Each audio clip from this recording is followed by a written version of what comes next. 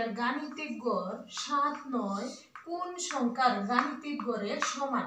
কোন সংখ্যার বলছে, কিন্তু এখানে আমরা জানি এই অঙ্কটা আমরা কিভাবে করব, দুইটা পদ্ধতিতে করা যায় অতি সহজে। তাই আমরা দুইটা পদ্ধতি আজকে দেখিয়ে দিব। এখানে আমরা প্রথমে এভাবে করতে পারি যে যেহেতু বলছে কোন সংখ্যা, তাহলে 6 যোগ গাণিতিক গড় মানে তো যোগ 8 যোগ 10, নিচে হচ্ছে কয় ঘর 1 2 3, তিনটা সংখ্যা তার মানে 3 সমান এখানে কি 7 যোগ 9 কোন সংখ্যা, ধর এই সংখ্যাটা আমরা ধরে নিব x সংখ্যা, তাহলে এখানেও 1 2 3, তিনটা সংখ্যা আছে 3 দিয়ে দিলাম।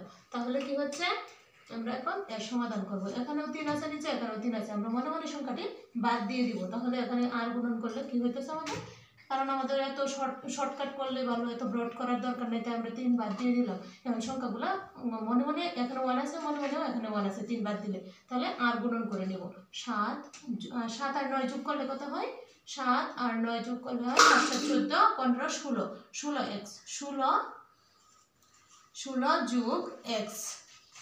আর এখানে থাকতেছে আমাদের 8 আর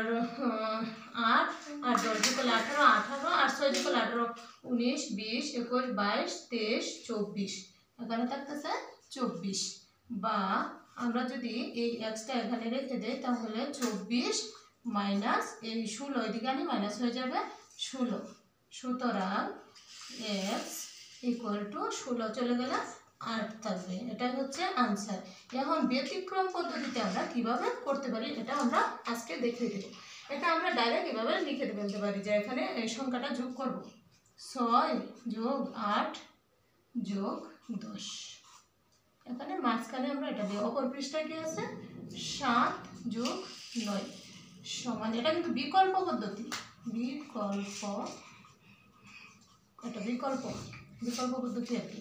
তাহলে এখানে যোগ করলে আমাদের হইতেছে কত 24, আর এখানে যোগ করলে হইতেছে 16। এখন যদি 16 থেকে আমরা 24 মাইনাস 16 বাদ দিই তাহলে কিন্তু 8 হইতেছে। এটা কিন্তু আনসার। এই দুই পদ্ধতিতে করা যায়। অঙ্কটা কিন্তু অনেক পরীক্ষায় আসছে, তোমরা মনোযোগ সহকারে দেখবা এবং যে পদ্ধতিটা তোমাদের ভালো লাগে, বিকল্প পদ্ধতি ভালো লাগলে বিকল্প পদ্ধতিতেই করতে পারো, আর যদি তোমাদের কাছে যদি ওই পদ্ধতিটা ভালো লাগে তাহলে এটাই করতে পারো, তোমাদের ইচ্ছা। ঠিক আছে, তাহলে আমরা এভাবে অঙ্কটা করে নিব। আর যদি মনে করো তোমাদের এই পদ্ধতিটা বেশি ভালো লাগে তাহলে এটাই করবে, কারণ এটা অনেকেই পারে। আবার এই পদ্ধতিটা যারা অবলম্বন করবে তাদের কিন্তু সময় বেশি লাগবে না, একদম শর্টকাটে করতে পারবে, যেহেতু তোমাদের সময় দেওয়া থাকে 1 মিনিট একটা প্রশ্নের সলিউশন করার জন্য। তাই আমি মনে করি বেটার সলিউশন তোমাদের এটাই হবে। আর যদি মনে না থাকে তোমাদের তাহলে সেক্ষেত্রে তোমরা এটাই করবে, তোমাদের কাছে যা যেটা ভালো লাগে সেটাই করবে। ঠিক আছে।